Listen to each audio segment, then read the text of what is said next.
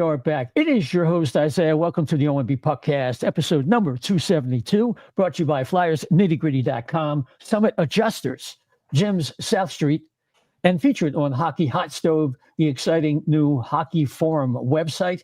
If you go to Hockey Hot Stove, scroll down, you'll see the insignia of the O&B Puckcast, and it'll link you to all of our YouTube shows. And of course, now we're streaming live tonight, right now, on YouTube.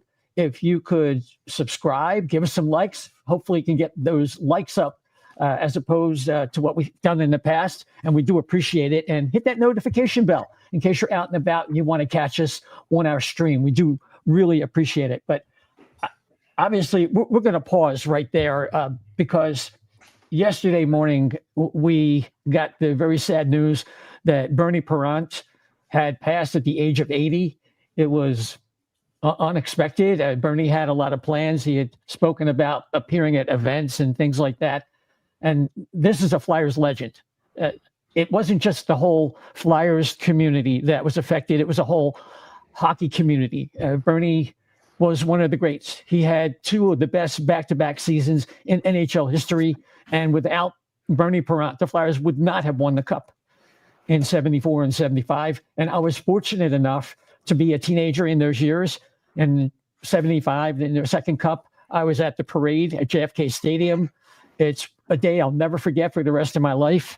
And the greatest thing about Bernie wasn't so much what he did on the ice for a whole other generation or two generations. It was what he and who he was off the ice. Just a great guy, and it was a real gut punch. So, I think we all grew up in awe of him, and yet in his presence, he made you feel so relaxed. It made you feel so important. What a wonderful quality. What a wonderful human being. So we're going to have a full tribute to Bernie on our show next week, but we'd like to go around the panel and give our thoughts out of respect to Bernie Parent. And Chef, I'm going to start with you. You probably met Bernie more than any of us. So what's on your mind tonight? Yeah, but not the way. I mean, you think of a podcast, we figure, or these guys that cover them, you figure it would be that. But no, when I was a chef, not too long ago, since retired, but when I was a chef, he would frequent the restaurant I was in, and he was just a great guy. He would sit there, he would be very patient. People kind of like whether or not they should go up and talk to him. In fact, some of our staff were like in awe, and I said, well, don't bother him too much. And I think he saw me saying that, and he called me over and he said, well, what's going on? I said that, a couple of staff want to get, because it was right before Father's Day, ironically. And one of the guys said his dad was saw him, was a big fan of him. And, he said, oh, okay, come on, I'll sign something for him. So he was really nice, always polite when he came in. I actually have an autograph picture with him. So it's treasured on my, in the chef cave downstairs. So can't wait. So I don't want to take up too much time, let everybody else express their sympathy. Very missed. You said hockey, you said Flyers legend, but he's a hockey legend. So no question. Hall of Famer, the whole 9 yards. Dan, what's on your mind? Yeah, I mean, the Varsity Bullies were before I was born, but they're the last experience I have, tangentially, with the Flyers team that won the Stanley Cup. And Bernie Parent, but it's funny, Bobby Clarke was always the guy that I immediately associated with it, probably because the era that I started following the Flyers, Clarke had such a fingerprint on everything that was going on with the team.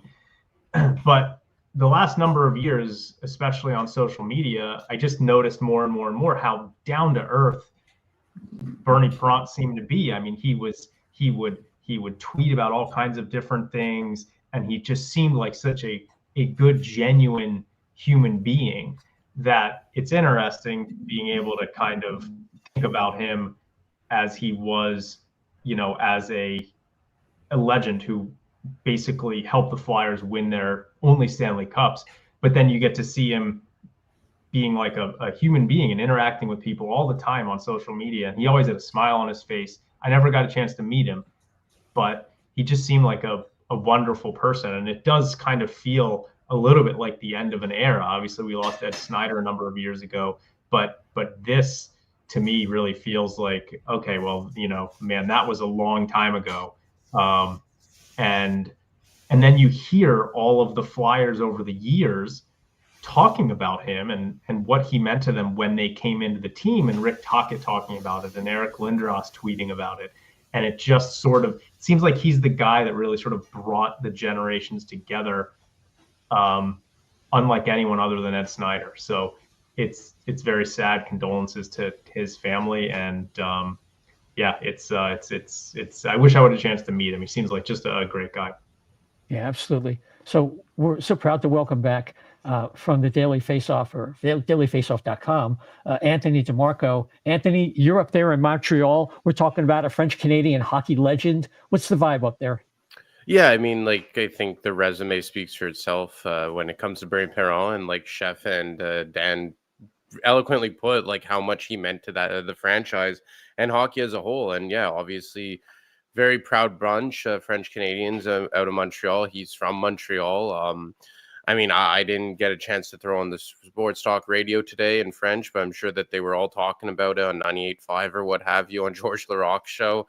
But I just think that it's kind of like a hit to the organization and just like the Flyers brand, because you know how much of a pillar he was for the best era of the team in the very early days of the team. So yeah, sympathies to his family. And like I said, everyone knows how much he meant on and off the ice. Yeah, absolutely. So we pass along our condolences to Bernie's family and Bernie Perron, who has left us at age 80.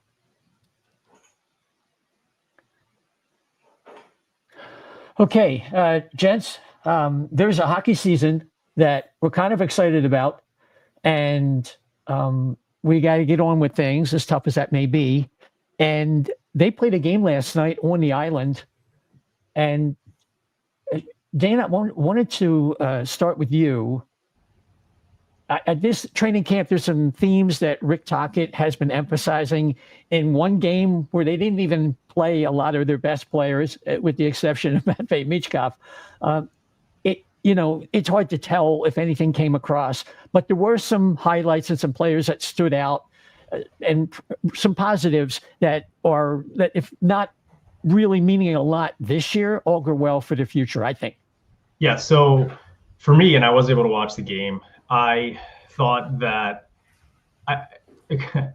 Michkov and Zegras definitely had some chemistry. I mean, there was a couple shifts where they literally had the puck in the offensive zone for a minute and a half. They were very close to scoring on a number of those. Michkov scored a goal later in the game. Zegras almost scored on a few. It's very clear how skilled those guys are, and it's very clear that they could play together. I will say this. I thought Nikita Grubenkin was extremely good, and he's been good all camp. I mean, he kind of complements those guys because of the grit that he has, and he's a pretty good player. I think at this point, he's probably a front runner to make the team, and I wouldn't be surprised if he gets some looks on that line. But one thing I will say is that I think Zegras is going to have to be better at not turning the puck over at various times. He was definitely careless with the puck 3 to 5 times last night that resulted in scoring chances going the other way. So I see a lot of people talking about how great Michkov and Zegras were together. And yes, they were, but I think Zegras is going to have to play a little bit better defensively, protecting the puck to really get the coaching staff on his side. He's going to get a long leash at center, and I like what he did. He's going to score points, but I just noticed a few of those things. Jamie Drysdale was great. Him and Cam York have been great this camp. I thought Drysdale was really good yesterday, skating well, showing aggression. I thought Emil Andre was very good also. Andre is one of these guys. Yes, we have the Cat Olympics going on here. Think the cat muted you, Dan. Yeah, the cat muted you. She did. She's had enough Flyers. There's a cat mutation. Yes. I thought that Emil Andre, I thought he was their best defenseman at times last year during a 5-game stretch. I'd love to see him make another run at the team, and I thought he was really good last night. I thought him and Drysdale were really good. The one other guy who I want to mention who keeps impressing me is Jack Nesbitt. He is so impressive. I tell you what, he really is always in the right spot. He's a much better skater than people talked about at the draft. He's an extremely good hockey player. And it's funny because last night, he's obviously playing against Matthew Schaefer, who's unbelievable, by the way. I don't know if I've ever seen a defenseman skate like he can skate. But if you recall, Matthew Schaefer, in an interview he had before the draft, when they asked him who the biggest horse is that he's played against all year, meaning, tough guy to play against, he said Jack Nesbitt. He said he's a beast. He called Jack Nesbitt a beast. I thought it was pretty funny, not funny, but interesting seeing both of them in the same game. And Nesbitt, he is a very good player. He's got the size, he's got the skill, he's got the smarts. I think his skating is going to come along. He, to me, obviously, he's in all likelihood, he's going to go back to juniors, which he should, but he does not look out of place whatsoever. And I will not be surprised if he hangs around camp for a lot longer than people think, because to me, he looks like an NHL player already. And I think the Flyers, I don't know if you're probably not going to call it a steal at this point because it was a pick in the teens. He looks like a very good hockey player to me. So those are kind of like my main impressions from the game last night.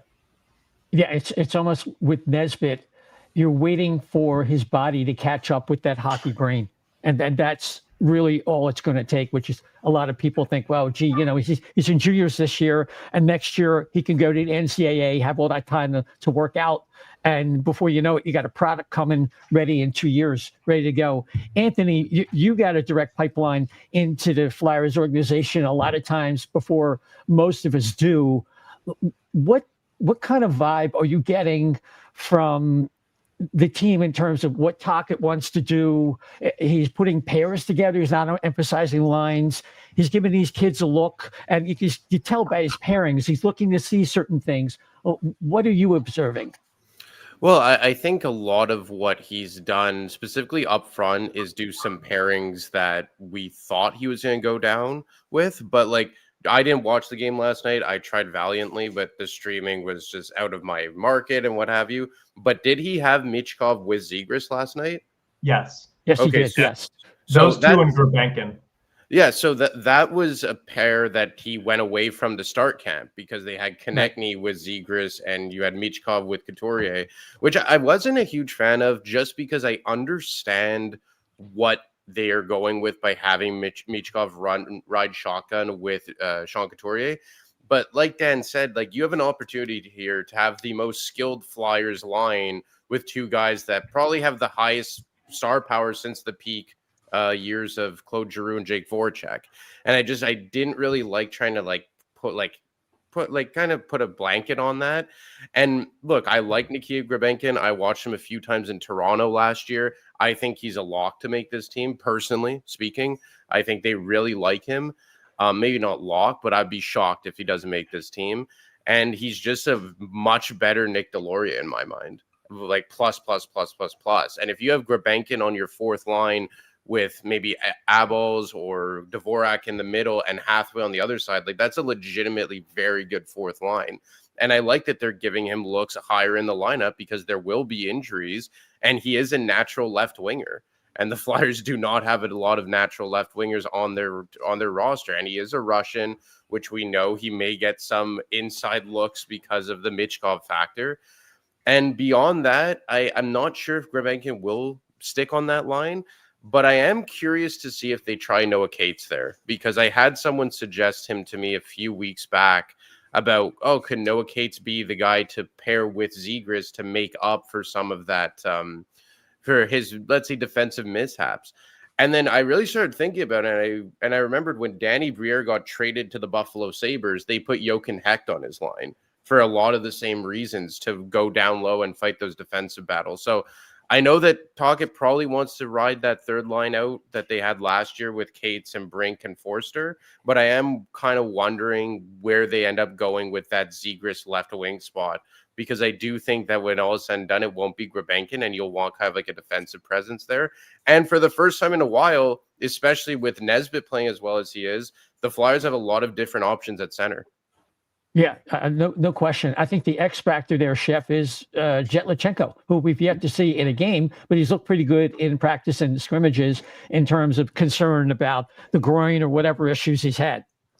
Yeah, so far it's holding up. I was at camp the first day, and Thursday morning, and I saw when A squad took the group A, took the ice, and when they were doing the first drills, you could see a little bit of fooling around and little chemistry between Zegras and, of all people, like at the time I thought it was odd, Zegras and Mitchkov. Mitchkov passed one behind his back, and I was like, what's he doing there? And all of a sudden, on the other side, through three people, was, Zegras there to, throw one on net. So they had a little bit of chemistry starting from the first day that I noticed. So it was good to see that carry over into the game. Now I'm with Anthony on this. A couple of I guess weeks ago, I tweeted out what I thought were going to be the lines, and it might have been me, Anthony, that's saying it to you. I think with the defensive responsibilities, I think Noah Cates can really do a lot for them, especially in mentoring too. Zegras, if it's going to be a center responsibility down the line, you don't want to keep just throwing two centers on one line just to make up for face-offs or whatever. So eventually he's going to have to hold his own. It wouldn't be the worst thing. And people are hesitant to break up the best line from last year, but I'll say this, with the emphasis on the systems at camp, I think that's not going to matter so much, because I think everything is going to change so much where it isn't like the free-for-all that it was last year with Torts a little bit. I think there's a lot more structure. We've seen it already. There's a lot more, not just skate until you puked, a lot more systems. So that's what I'm looking forward to. I'm looking to see how the systems are going to shake up, especially with the D pairs. I mean, it's been a lot of fun looking at the Ds, especially, some of the new guys. Yeah, Dan? So, Anthony, by the way, it's great to have you on the show. I mean, for folks that don't read Anthony's stuff at Daily Faceoff, it's fantastic. And he's managed to, despite living in Canada, I've got my Labatt blue shirt on in honor. Nice. But he's managed to carve such an unbelievable relationship with the Flyers front office, despite not being on site. It's really a credit to how he conducts himself and kind of the career that he's built for himself doing it. So it's great to have him on. And so they've talked about how they're going to give Zegras a long leash at center. And you were just talking about how, you could see them potentially having Cates on his line. I assume, and you can talk about it, that means that Zegras would be on the wing. But so I just want to, how does that, because you're obviously hearing things from them, how does that, when you hear Tocchet say they're going to give him a long leash at center, and then what you're talking about, how does that kind of mix together in your mind? Well, first of all, thank you for the kind words, Dan. It means a lot, and it's good to be back here. But they would have Cates on the left wing with Zegras. So Cates is a natural left winger, if I'm not mistaken. I think he was drafted as a winger, and I think he was just put down the middle out of necessity and became an instant, favorite of John Tortorella. So it's much like what the comparison that I gave before of when Briere got to Buffalo, they put a natural center in Jochen Hecht on his left wing to come up for some of his shortcomings, because I think there are some comparisons between the type of player that Danny Briere was and maybe we're seeing out of Trevor Zegras. And I really think that they're going to try and make this stick at center for Trevor Zegras. And the thing is, guys, is do you now need Noah Cates long-term down the middle?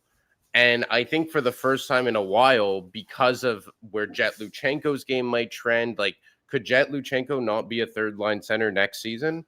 And in the meantime, you have Christian Dvorak, who is the prototypical third-line center. And then you have Jack Nesbitt, and maybe you have some names escaping me, but what have you. But all of a sudden, you have Zegras, Couturier still floating around, Abols, Dorwart. You have a lot of options there. So now I think there's an opportunity here that if they so choose to be okay, let's shift Noah Cates to the left wing. Maybe it will allow him to unlock some of that offense that is probably the only shortcoming of his game to this point. And more so than that, you could find a long-term pair to try and make Trevor Zegras work. Like, we know what Trevor Zegras is. He's always going to be a liability in his own end. But if you could find someone to pair with him long-term to come up for some of his shortcomings, I think it would make a lot of sense. And if you have Matvey Michkov on the other side, you have two kind of loose cannons offensively who are going to make mistakes, are going to turn the puck over, will be careless, but you have the best defensive forward on the left wing who now all of a sudden is able to really make up for the other guys' shortcomings. Yeah, that makes a lot of sense. And if, I guess, if Luchenko, let's just say if Luchenko makes a team this year, then you could be talking about Couturier, Zegras, Luchenko, and Dvorak down the middle, which could make sense. Yeah, exactly. And it's like, I'm like even thinking more long-term, like when I speak to those within the organization, it's almost like, how are we going to make Trevor Zegras work long-term at center? And for me, like, I love Nikita Grabankin. I really do. But is that the type of guy that is going to make up for all those defensive shortcomings? And then it also begs the question, like, they've committed 4 years now to Noah Cates. Where's his long-term place on this team? Now, he could easily be a third-line center, but Jack Nesbitt isn't going to shift to the wing. I don't think you want Luchenko to be a long-term winger. Noah Cates has that ability. So I think that it's kind of like, in my mind at least, it's a seamless fit. And look, I know that they're going to try and give that line another look, the one that worked so well last year with Cates between Brink and Forster. But for me, I'm just saying, like, you lack left wings. For the first time in a while, you have a decent amount of options down the middle at center. Luchenko seems to kind of be a second, third line center in the making. Why not try Noah Cates there to try and make it work with Zegras long term? Yeah, I could definitely see it. I mean, it remains to be seen as we get into the second week of exhibitions how durable the pairs are going to be. I mean, if you look at the way camp started out, you had Coots with Michkov, which we talked about, Zegras with TK, who was yet to see, Luchenko with Tippett, and Cates was with Brink. And then you could rotate. And this is where, Anthony, your concept comes in. Which wing is going to fit in with the pair, depending on what they may lack or what they may need. And if you look at somebody like Zegras and TK, you're going to need someone who's going to dig, right? Yeah. And that could be Forster, that could be Cates. Yeah, like, and I think Owen Tippett is in a very weird spot because being paired with Luchenko, like, I don't think Luchenko is going to make this team personally, because I've seen a lot of people say, like, oh, make him the fourth line center. And hey, look, like, if you put him between Hathaway and Grabankin, that's a really good fourth line. Like, that's probably a third line on several teams in the NHL. Or maybe not a third line, but you know what I'm saying. One of the better fourth lines. So it's not like you're going to be playing him with Belmar and Van de Velde, right? But I still don't know if that's where I want Jet Luchenko to be playing. And I know you can find him ice time in other areas, but like, I always remember when Sean Couturier came up and he made the team out of camp in his rookie season, and he was pretty much the fourth line center all season long. Like, the lines that year were kind of all over the place. Like, they kind of had like two third lines, but I think a lot of times he was playing with like Matt Reed and Eric Wellwood, which eventually became the third line the following year. But, you know, I had someone say to me, like, that probably affected Sean Couturier's game offensively long-term, how he developed, because he was used so much almost exclusively as a shutdown player right out of the gate. And maybe Sean Couturier would have had more of an offensive ceiling had he not been, I don't want to say rushed him because he hung in the NHL, but had he not been deployed as a fourth line center right out of the gate. So that's just the one thing with me. When I look at Luchenko, I'm just like, I'm not sure if I want him to make the team just be the fourth line center, because I remember what happened with Sean Couturier. And that's not to say Sean Couturier didn't have an amazing career. He's a Selke winner and what have you. But the one thing about Couturier in my mind was that he was never a standalone first line center. He was a first line center if he was playing with high octane wingers. And I think that you don't want the same thing to happen to Luchenko. Yep, I could see that. Chef? Well, I was wondering, we had mentioned Abels, but he's actually having a really good camp. And he had a good, showing last night in the game. I was just wondering, can we reasonably expect him to push for a spot? And I'm guessing because of, the sheer numbers, we don't expect to see a lot of Delorier this year at all, do we? I wouldn't think so. No, I think that Just for me, it's like I see Grabenkin there, and I feel like Grabenkin can maybe be at least early on what like Wade Allison was supposed to be in a lot of ways, like someone you could play on that fourth line, but also get in some power play time and move up and down the lineup if need be. But as for Abels, like every time I've spoken with my sources, he's kind of like the first one that gets tossed out as the fourth line center, like him and Dorwart. And I think they probably really like his size. He isn't like a young player. He's a veteran, like kind of has a similar career path to like when Belmar came over. And if you have Abels between Grabenkin and Hathaway, you know the way that Jonesy and Briere are trying to build this team. And they look at the guys they drafted. They're all mutants. They're all massive guys. And Grabenkin, Abels, and Hathaway, like, think about how hard I know this is a cliche that everyone hates, but they are going to be menaces to play against. Very hard to play against, but they're also good hockey players. Like, Hathaway is one of the best fourth liners in the NHL. I think Grabenkin could become something like that. And Abels is someone that I've liked. So, I mean, like I said, like maybe it ends up being Dvorak, right? If Luchenko forces his way onto the team, or if Bump and Luchenko make it, so then he has to bump down. But if I were a betting man, Abels would be your fourth line center opening night. And to follow up with that real fast, though, it's not a fighting league anymore. But you know, a couple of years ago, you saw people taking liberties against Chicago with Bedard and a couple of the other star players around the league, saying, you know, because of, let's say, shortcomings on the rest of the team. I mean, aside from Sealer, which he doesn't fight much anymore. I mean, I'm not saying that they have to have an enforcer, but you got to have somebody that's going to keep them honest. Could Grabenkin, I know Hathaway's scrappy, but is he a fighter like that? I think, you know, I don't know. Well, I mean, I think that it's also a mentality, and the Flyers are getting bigger players. And hey, they were a very small team under Hextall. Like, they lost a lot of that piss and vinegar. And again, it's not a fighting lead, but you have to be, again, I know everyone hates when people say this, but hard to play against. Yes. Like the Montreal Canadiens went to the Cup final 4 years ago in that bizarre COVID format because they had a bunch of towers and Sherratt and Edmondson and Weber and who was the Petrie on the back end. And again, you can have a bunch of Deloriers out there. I don't want to kick rocks at the guy, but you can have a bunch of him out there. And I do think there's a time and a place if Delory gets into 20 to 30 games, if they're playing the Rangers or what have you. But I think that if you have Grabenkin and you have Hathaway and Abels is a big dude, maybe not a fighter, but then you have Sealer, if Risto's playing, if Juleson's in there, and then higher in the lineup, like, you know, they don't have fighters per se, but I think that they are becoming just a bigger team. And I don't think that you could take out a Hathaway. And I do think you need that, but I don't think it's essential to have like a Delorier in there.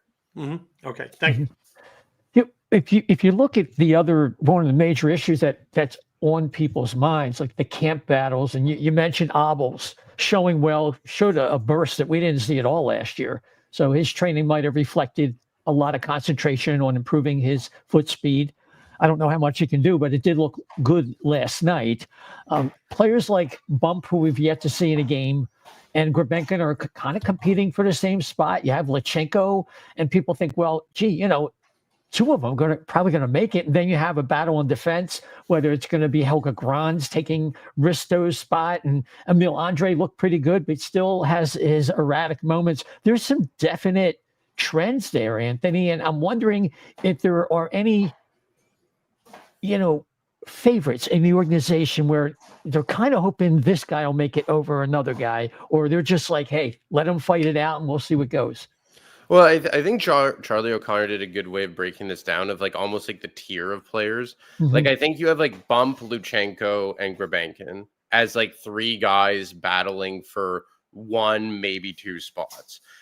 I thought Bump was going to be a lock to make the team, honestly, in the early going, and maybe he still will. But I'm looking at the lineup up front, and I'm saying like, because Grabenkin's playing so well, and if they decide to move Noah Cates up, and again, like I think having a guy like Christian Dvorak there is making it a very like good competition. I wonder if he starts in the AHL, just because if you have Cates on line one as the left wing, you have Tippett on line 2 as the left wing, and then you have Forster on line 3 as the left wing. Like, where is Bump's spot? Now, if Bump makes it, then you push Cates to the middle, theoretically, or presumably, and then Dvorak goes down to 4C. So, like, I'm almost thinking, like, that they, like, with Grabankin, they're just, like, it just makes a lot of sense because he has, like, that spot that's just waiting for him as the left wing on the fourth line. On defense, like, it feels like Andre is having an uphill battle. I think Brent Flair had told that to Charlie O'Connor in an exclusive interview about the lack of size on the back end. And I think Danny Briere even kind of alluded to it in his media availability last week about, like, yeah, we need a certain type of game from him. And again, he is a left shot defenseman, and they don't have a lot of right shot guys. And one of their right shot guys is going to be out for the first month or two. So I feel like it's kind of between Juleson and Helgi Grans to start on that third pair, beside presumably Igor Zamula, and then get Dennis Gilbert as maybe your 7 to start the year. So I think Grabankin's the guy who has the inside track, but that's not to say they're favoring him by any stretch. I just think that if you look at the lineup, it just makes a lot of sense. Dan, what are your feelings about that? And then let's talk a little bit about the goaltending and relying on Alexei Kolosov.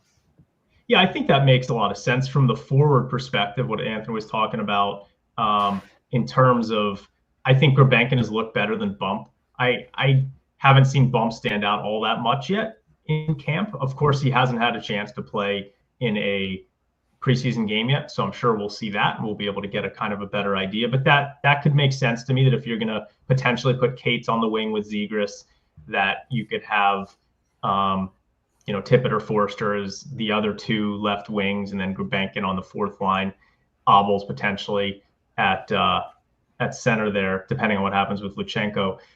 D, when I watch Andre play and when he's on, I just think he's so much of a better defenseman than Zamula or than Noah Juleson. And I understand that they've kind of backed themselves into a corner. They're trying to get bigger on D, and they've got York and Drysdale, who are both smaller, and both of them look like they're going to take a step forward this year. So I see where Andre doesn't really fit, but I just think he's better than these guys. Like, I thought the first stretch that he was with the Flyers, I legitimately thought that he was the best defenseman on the team at times. I thought power play 1, during his 5-game stretch, I thought he was the best PP1 guy that they had. He looked better than Drysdale because he's more aggressive and he's more assertive on the PP. They didn't give York a shot on it last year. I just really like the aggressive nature with which he plays, and I think he's very talented.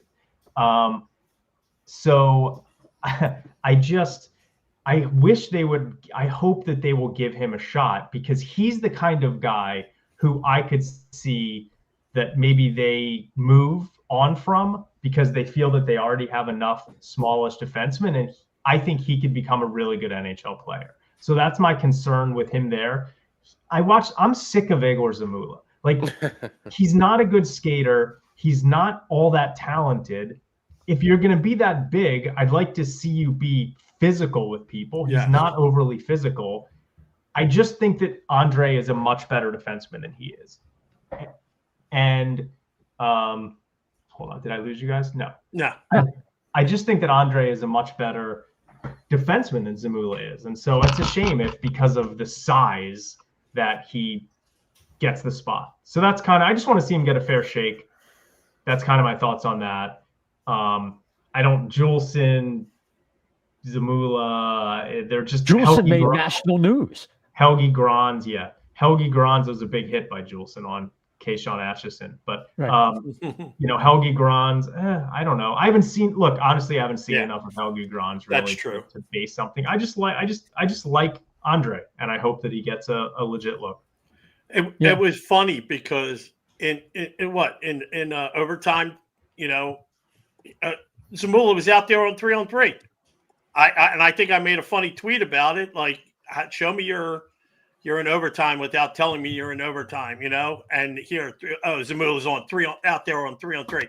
I'd say I couldn't believe it. I thought, well, I didn't think we were going to even have a shot at winning that game with that happening. But, interesting stuff. So if we're talking about deep, one question for Anthony real quick.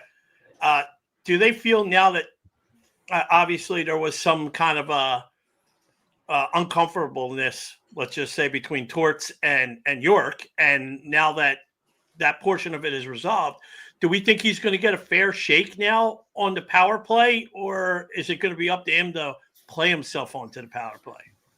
I would say more the latter, Chef, because I remember someone telling me that like when they brought York in, Chuck Fletcher specifically like had a completely like, I don't want to say wrong, but like his view of York was like he's going to be our power play quarterback.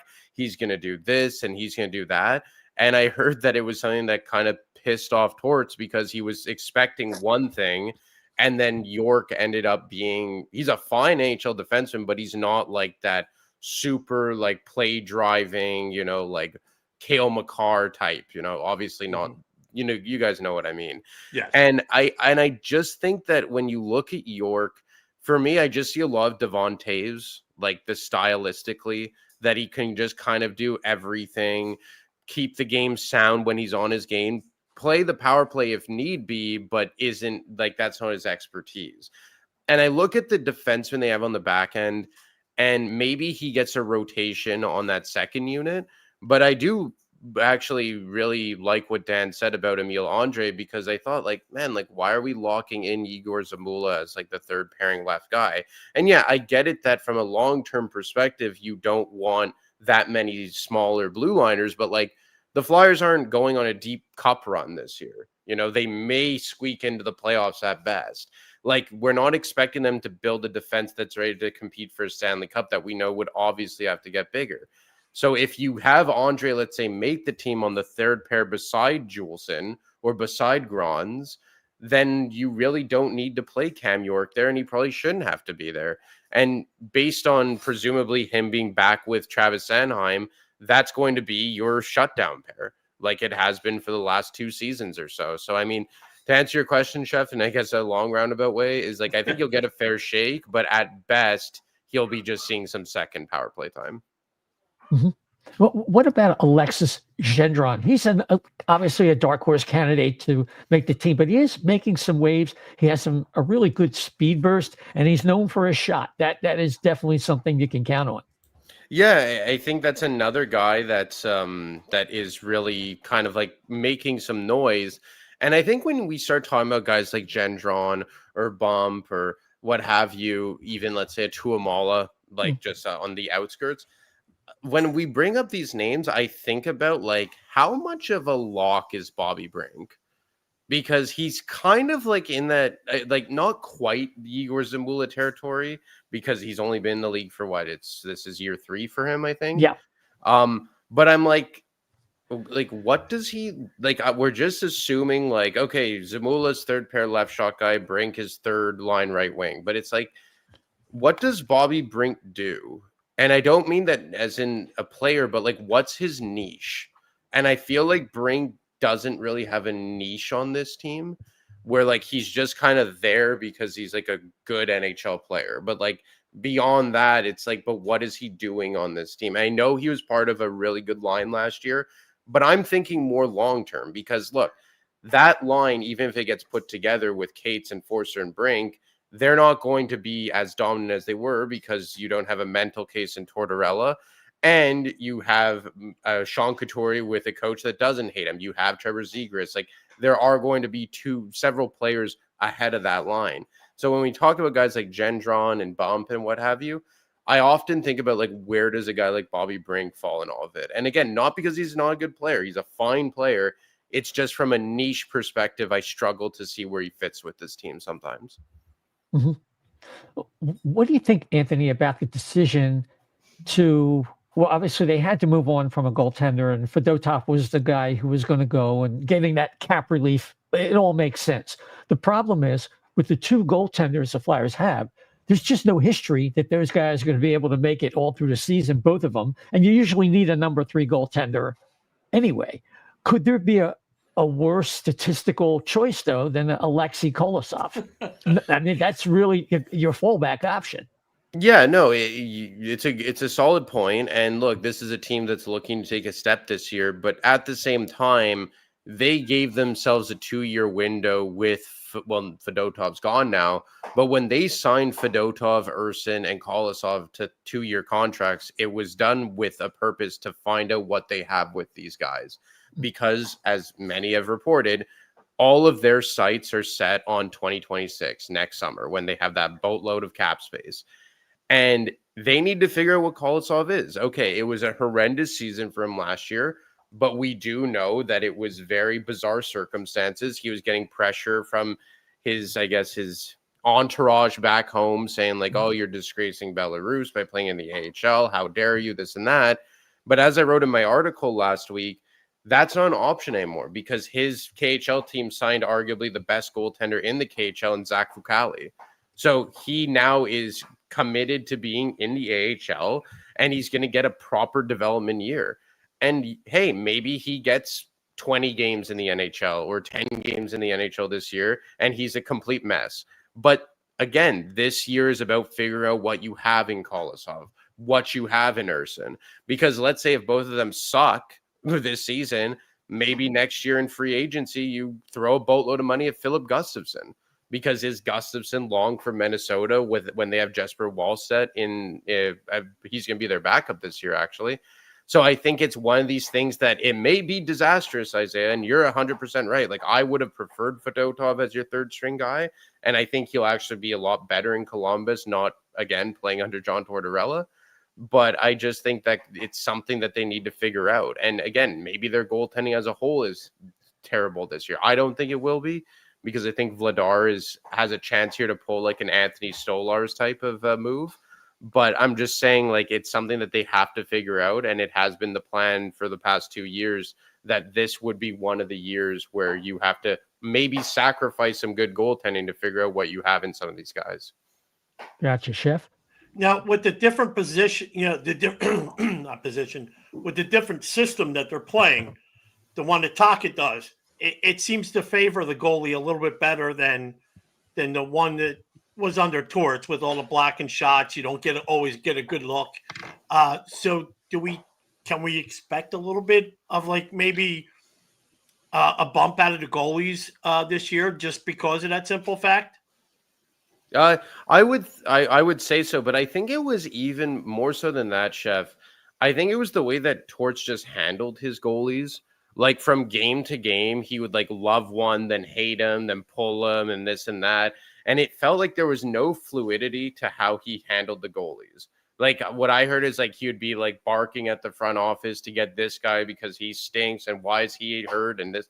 And I think like for a guy like Fedotov specifically, like you're coming over, it's a new game. It's a lot different for goalies in the NHL compared to overseas. There's a lot more physicality in the crease, and you have a coach that isn't giving you chance to adapt to it.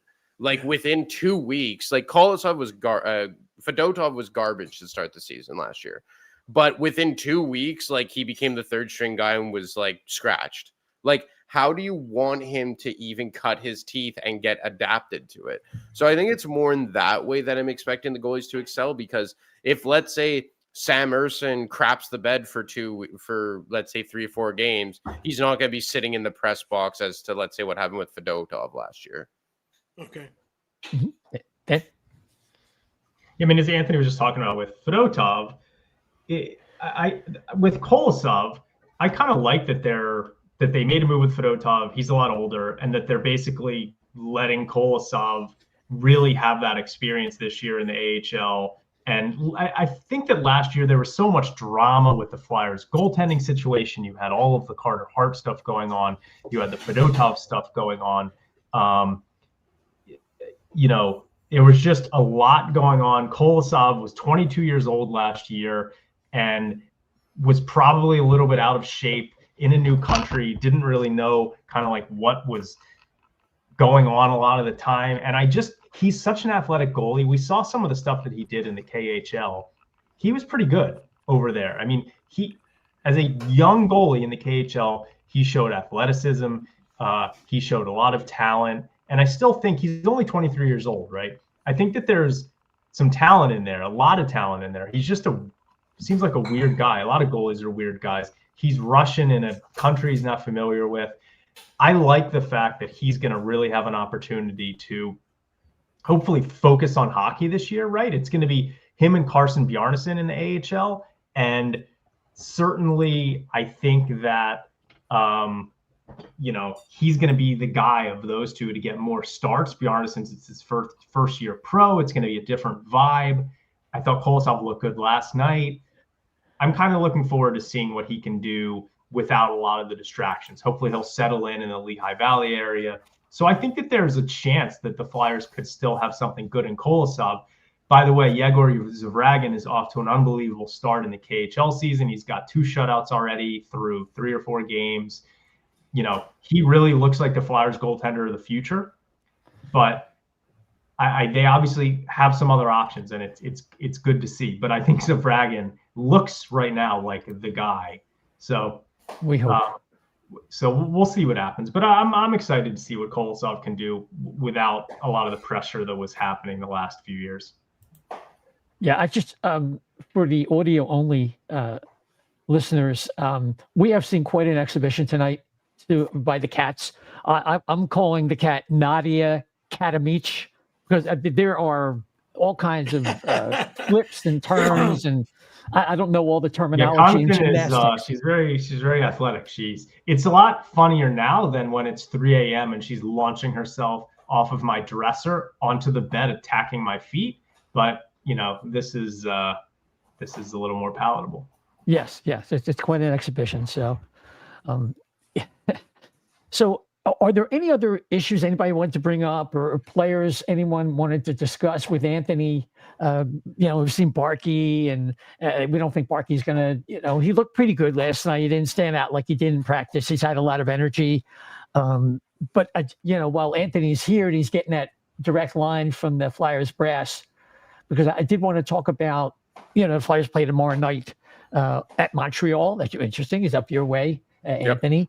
That should be interesting. And if we could get a feed. I contacted Dan last night because I had my VPN set to DC, and I thought of Dan, and Dan did the same thing that I did. I reset it to New Jersey, and that way I was able to watch the feed last night. So that's a little trick. Now, Comcast is going to get the 411 on that, and they're going to take that away from us. But I do have one more thing because you mentioned Barkey. So I want to ask Anthony. Obviously, the Flyers are placing a focus on bigger players. We saw it in the draft this year. All of the big guys they took: Martone, Nesbitt, Amico, Murtagh, Guard, Van Zagi. They drafted a bunch of big guys. Barkey is clearly very talented. He's tenacious. He was the captain at London. Based on what you're hearing and their move towards bigger guys, how do you see him kind of fitting in to this team, especially given your comments about Bobby Brink? Barkey, well, he's an interesting one, right? So he's first of all, more than me, Dan, but do you think he's more of a long-term winger or center? Winger. A winger. A left wing, right? Yeah. So it's how I'm looking a lot. I'm actually think they're going to make the playoffs this year personally, but but I don't I'm not thinking a lot about this year. I'm thinking about who is going to be here beyond. And for me, I think it's going to be Forster or Tippett long term here, in my opinion. So and that's not because I actually like Tippett more than most people, but eventually it's a numbers thing. And I feel eventually Barkey and guys like Barkey and Bump are going to be forcing their way into that middle 6 left wing spot. So let's say Brink and Tippett aren't here beyond this year. That's not me saying that's going to happen, but let's just say hypothetically. You move Forster over to the left or the right wing, Bump goes to second line left wing, and then you have Barkey on the third line left wing. That's how I would see Barkey long term on this team. as someone who could give you some good depth scoring, maybe a power. Again, you guys would know more than me. And maybe he works his way up to the higher in the lineup. Because again, this is assuming that what I think about Cates comes to fruition and he sticks as a long-term left wing for Trevor Zegras. But maybe Bump is that top line left wing guy and you have Barkey playing with, again, we're getting really far down the line here. But that's how I kind of see a guy like Denver Barkey making this team beyond this season. Is more so like, can he overtake like a Bobby Brink long term in that middle six? Yeah, I mean, a guy that you didn't mention who I think certainly is in their top 6 plans, probably, I think on the left wing is going to be Porter Martone. So, well, there you go. And that could be as soon as next season. So in that case, I certainly agree with you that one of Forster or Tippett is probably not here long term. And you've got Martone, and then we'll see what happens with Bump and Barkey. But they're going to have a real logjam on the wings. And with Martone, the thing is, you want him on the top 2 lines. You've got Michkov and Konechny as your right wings. So it just seems natural for me that he would be on the left. So yeah, it'll be some good problems to have. You know, a lot of these pieces really start falling together long term if Nesbitt is who he looks like right now. Because if you've got Nesbitt who's going to be a 1C or a 2C, that solves a lot of issues right now when you're looking long term at this roster. Yeah, and again, like I know like Tippett's a guy who gets caught a lot in like the firing line.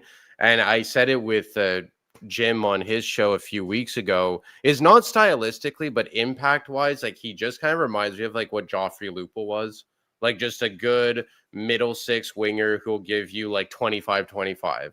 And that's fine. I think that's perfectly okay. And even his contract, $6.2 million for a 50-point winger, especially where the cap is going, like that's a good, like that's a second line winger money. And that's perfectly okay.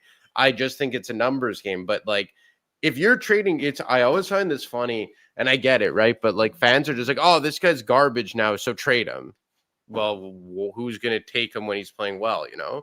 Sometimes you have to trade a guy even when they're playing well just because of a numbers game. And I think like that's what you may see with Tippett this year, or maybe you see with Forster this year. Because look, for me, I still think that their defense has a lot of questions long term. Specifically, who's going to be your top pair? More specifically on the left side, because you have Bonk, you have Spencer Gill, you have the massive guy that they took this year. The name's escaping me. But I'm just like, depending on where Drysdale's game goes, you're going to want a long-term partner for him that's not Nick Seeler. And like, I'm like, can you parlay beyond this season? Be like, okay, we want to ride with Tyson Forster long-term. So we're going to move off from Tippett. And let's say Tippett has a 30-goal season. Are you going to try and get that left shot defenseman 4-0 in Tippett? You know, like that's like, I think where some of those questions are going to be need to answer beyond this season. And I think like you have a lot of quality middle 6 wingers that you are going to try and parlay into like a top 4 left shot defenseman. Like, again, this is just spitballing here, but like, would Bowen Byram be someone that they would want to target next year? And would you have to part with a guy like Tyson Forster to get Bowen Byram? I know they've liked Bowen Byram in the past, but they were very skeptical as to what kind of contract he was going to get. He ended up getting the bridge deal. I think it was 2 years at $6.2 million. I think right around that number.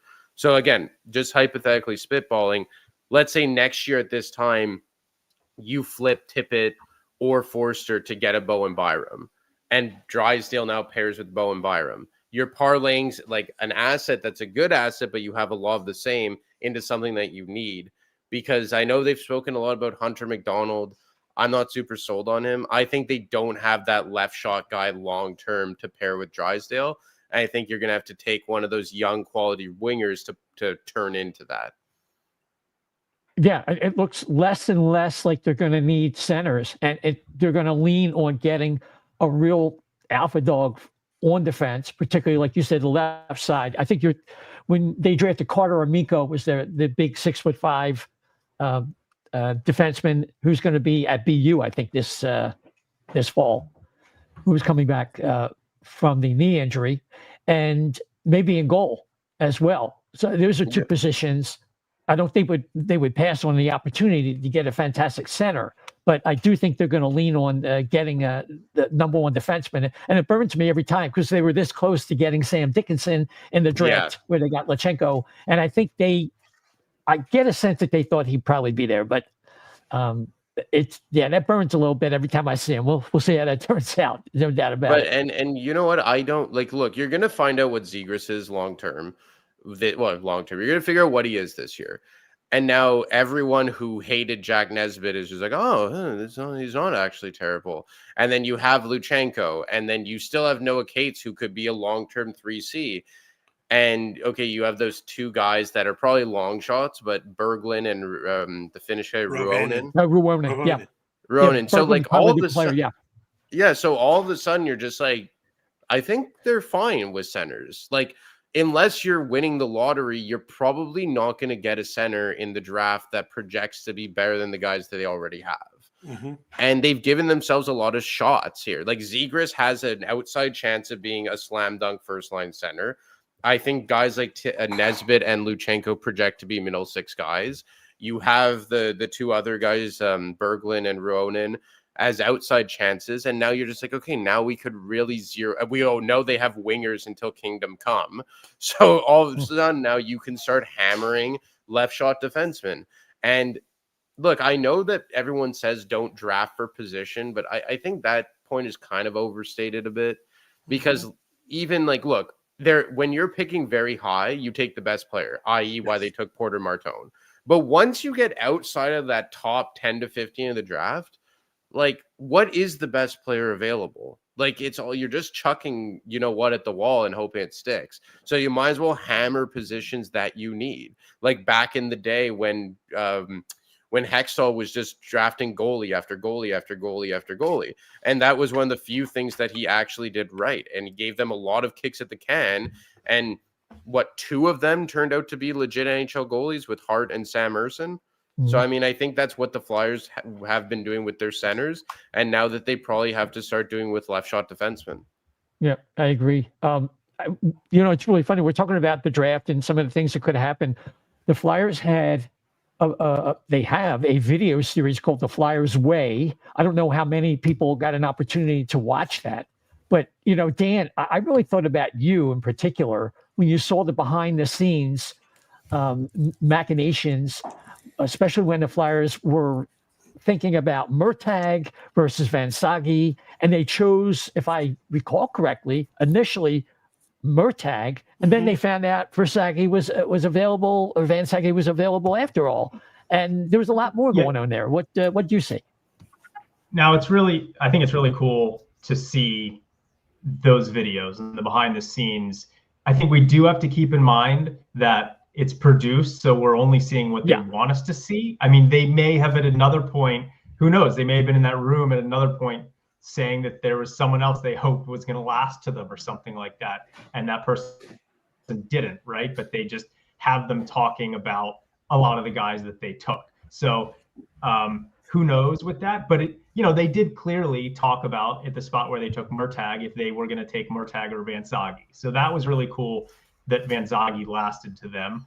And that was cool for me, because the beginning of day 2, I messaged out on X that I was hoping that they would take Van Sage. So they took him. That was fun. And then to see how it kind of played out was really cool. So I really enjoyed that.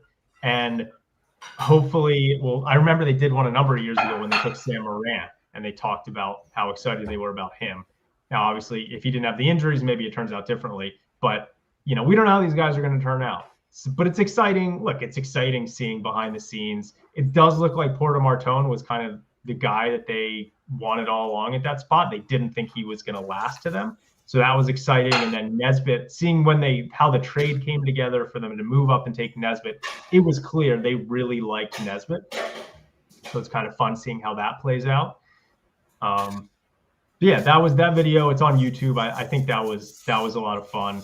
And not to go off topic a little bit, but it's really refreshing watching Rick Tocchet's press conferences after watching Tortorella for so long, because he's not that Tortorella wasn't a nice person. He clearly was. He was a hero. Sometimes He a was nice heroic. human being, but you could tell that the reporters, when they're asking questions of Tortorella, it's almost like you're just about to recoil because you don't know what he's going to say. He's going to, he pounces on questions that he thinks are stupid. Tocchet just seems like a really good, genuine human being. And it's kind of fun hearing him converse with the media about things. And you can clear that the players are a lot more relaxed with him around. So. Yeah. I like, he's talking about a lot of very specific things like playing more in the interior, and he's going to push them and it's going to help their power play. And a lot of guys who've been playing on the perimeter, Anthony, it's something we talked about when we've had you in the past, that the Flyers, don't, get close to the net. And I mentioned on a previous show that one thing Tippett could do, because he has a prototype body of a power forward. He doesn't have to become a power forward per se, but if he could just maybe add another element to his game that might help him pick his shots and his shot selection a little bit better, because he actually missed more shots than he had on net last year by a wide margin. Yeah, like I like Owen Tippett as a player, honestly. Like, and I understand why people got on his case, and I think it was because when he first showed up after the Giroux trade, the Flyers didn't have a lot of like high-end players, right? They didn't have a lot of prospects. Like, they hadn't even drafted Cutter Gauthier. There's no Gauthier, there's no Luchenko, there was no Michkov, blah, blah, blah, blah, blah. So I think that everyone saw the potential in him. You were just like, man, here's a 30-goal scorer. And he was shot out of a cannon, and he was a bigger guy, and he was like almost like a prime Jake Voracek in a way. And when he didn't really progress to what people thought, i.e. like a top line sniper, people are just like, oh, well, he isn't that. Well, now we're going to move on to Michkov, and we're going to go on to Bump and what have you. And I think that it's more so like, this is what he is, and it's okay. And it's okay that that's what he is. And if he's just a good 25 to 28 goal scorer on a second line, like, sure, he can hit the net more or just be better all around. I just think that, like, even if he doesn't get better than what he is in terms of like productivity, it's not the end of the world, because you need good second line players, and not everyone is going to be a top line player.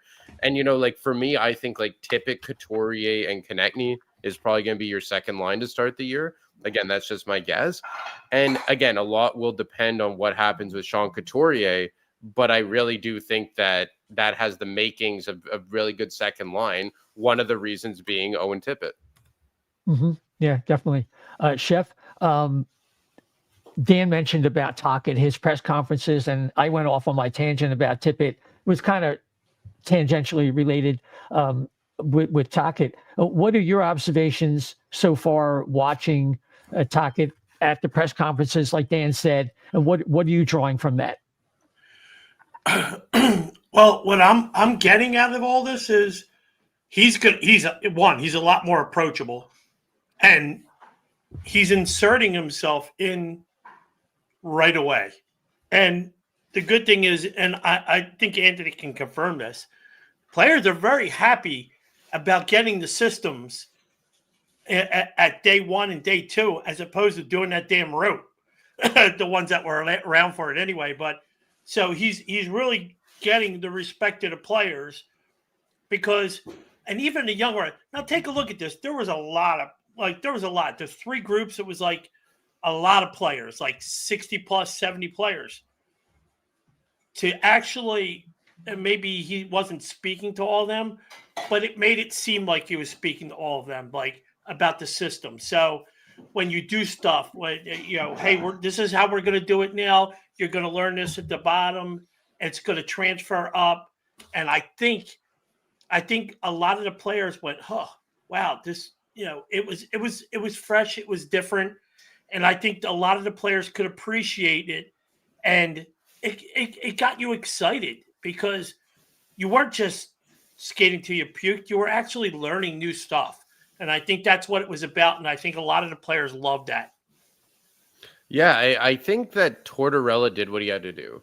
And there is obviously recency bias. And yeah, he did completely go off the deep end last year, even with people I speak with within the team, were just like he completely went nuts. Like I think the funniest line I heard was that he was 66 going on 7 years old.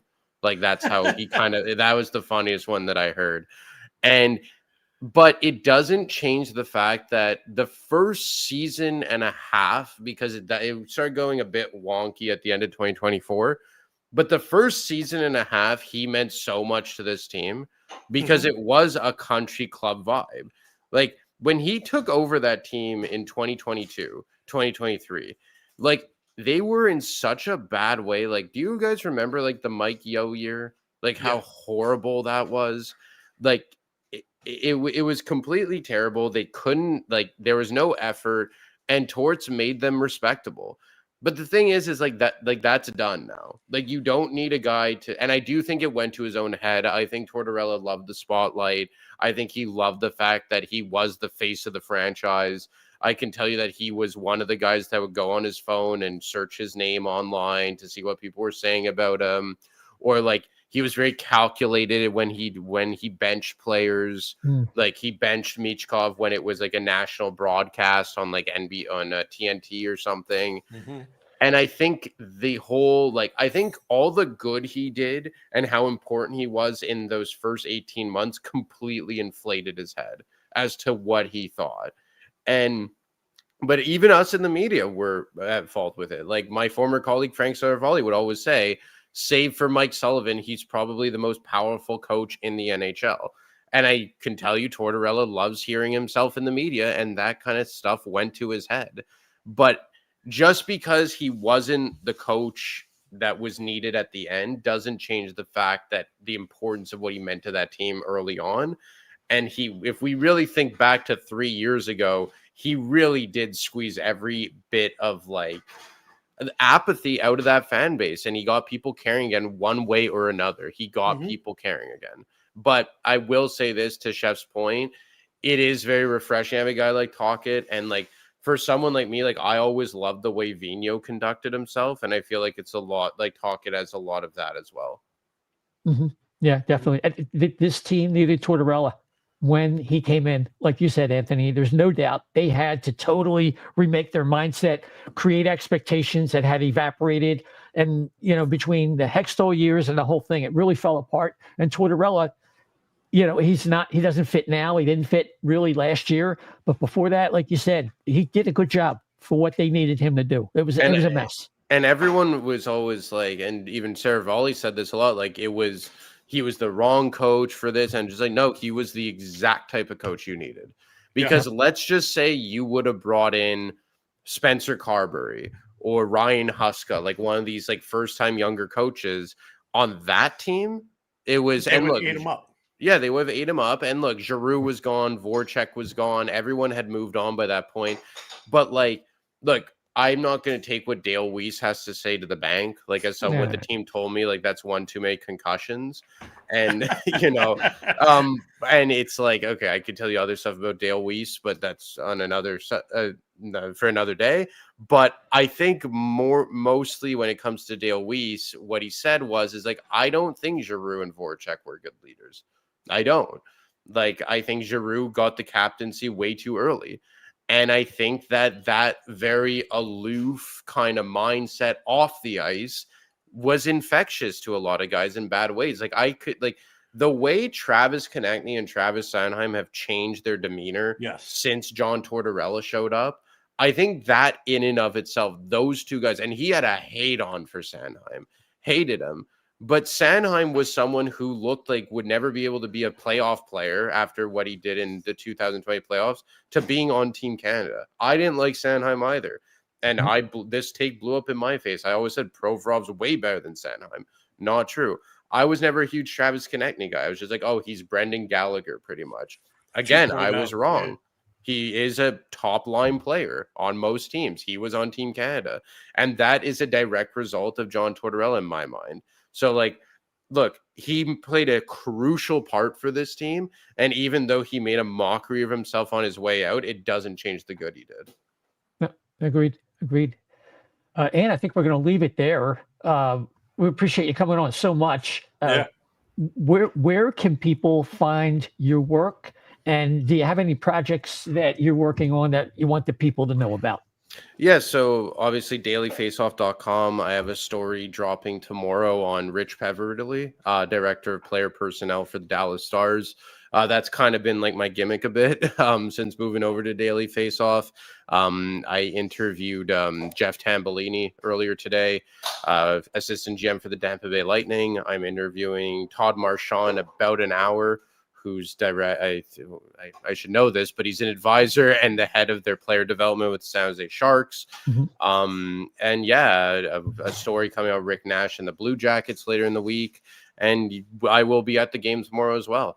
So I'll be able to observe the Flyers firsthand. Fantastic. Awesome. That's a good Montreal team. That should be an interesting team to watch. I could see the Flyers and the Canadians fighting side by though the Canadians and the Flyers are going to come up at the same time, I think. Mm-hmm. And what's funny is that Danny Briere was the runner-up for that GM job 3 years ago or 4 years ago now. It was him and Matthew Darsh, actually, the two runner-ups. Didn't they make him the offer to keep him here just because they didn't want to lose him to Montreal? Or is that a rumor? The way that it was explained to me was that it came very close with Montreal, that it scared them, and Dave Scott told Chuck Fletcher, like, we're promoting him to the front office. That's how it was explained to me. Is good. That the only good thing Dave Scott did? He didn't. Dave Scott didn't even live in Philadelphia. He lived in Florida and was barely around. Oh, that's like the Eagles back in the day. That guy in France, Norman Bremen. Buddy Ryan used to call the guy in France. And like, look, I'm not going to like shift this back on. I'm not going to cause a Chuck Fletcher discussion, but I do think like Danny Briere has had a lot better of a working condition working under Jones and Hilferty than Chuck did working with Val Camillo and Dave Scott. Like, I don't think Chuck Fletcher is a great GM, and I think his role as an advisor for Tom Fitzgerald in New Jersey is perfect for him. But I think imagine having to answer to Dave Scott and Val Camillo like that. I don't think it's talked about enough just how much Hilferty and by extension Jonesy has meant for this team and given the proper resources and marching orders to their hockey operations department. Yeah, amen. Excellent. Amen to that. Yep. And thanks so much. You take care. Thanks. Yes, thank you, Ed. Right. Take care. Okay. So, that was good. After a little bit of a somber start, that's tough. Before we get going, I just want to remind people about Jim's on South Street. 40 years of the best cheesesteaks and hoagies in the grandest Philadelphia tradition. You know you want one. So if you get down to 400 South Street in Philadelphia, PA, or if you live down there using Uber Eats or DoorDash, get that delicious food right to your door. Jim South Street, 400 South Street in Philadelphia. And Chef, before we go and give our final statements, I just wanted to give you the opportunity to remind the folks about Summit Adjusters. The information for the video watchers is on the Chiron. Why should the folks make sure they reach out to you at Summit Adjusters instead of calling their insurance company right away? Yeah, the reason why you want to do that is because you could say the wrong word and get your claim denied. It's always good, the big insurance companies, they have, the best lawyers in the country working their claims and at their back. You always need to have somebody on your side too. So, and the best part is, whatever you could have got, whatever you got on your own claim in the past, just think about times in that 3 to 7 times more, because they get you 300 to 700% more by using them, they their computers don't lie. They know how to do it. They know how to get you the most for your repairs. So you can give them a call, 215-752-0560. If you have any questions, they'll answer them, and tell them that the chef sent you, man. Appreciate it. Dan, why don't we get your last word for tonight? It was just fun watching that game last night. It's fun seeing hockey back. I've talked about how Zegras is one of the most exciting things for me coming into this season, and that is still the case. I'm excited about him. I'm amped up about Drysdale and York. It's been exciting to watch Jack Nesbitt. I think they've really got something with him. So I'm feeling positive about this team and franchise going into this season. I'm excited to see how things unfold. And Michkov just looks like he's ready to take it to another level. So I'm stoked.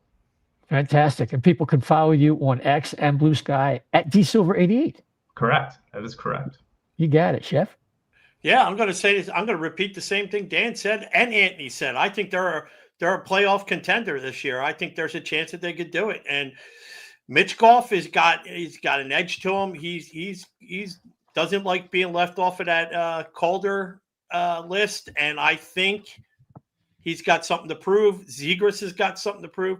There's a lot of kids on this team that sit there and thought they were going to get written off or somewhere along the line, and I just think it's going to be a fun team to watch again too. So, hey, if you want to argue with me about it, then that's fine. You can reach me at Chef the Left B on Twitter or X. Pardon me, Chef the Left B on X. Fantastic. The Flyers play tomorrow night at Montreal, Thursday in Washington, and then they come back for a Saturday game at home at 5 p.m. versus the Boston Bruins, another team in transition. And of course, you can follow the O&B Puckcast on several podcast platforms, including Apple, Spotify, iHeart, TuneIn, Amazon Audible. If you're watching us, we're on YouTube. We do some live streaming on Facebook, of course. You can follow us on X at O&B Puck, at O&B Puck, Bluesky, same thing. And we're also on GETTR at O&B Puckcast. And if you could follow or subscribe on any of the platforms, we really, really do appreciate it. It moves us up the charts when people are looking for Philadelphia Flyer podcasts. So that is all we have for you tonight. Next week, Sam Carchidi is going to be here. We're going to talk about Bernie Perrant. We're going to talk about a book he's got coming out called Bullies. We're looking forward to seeing you then. Until then, everybody, take care.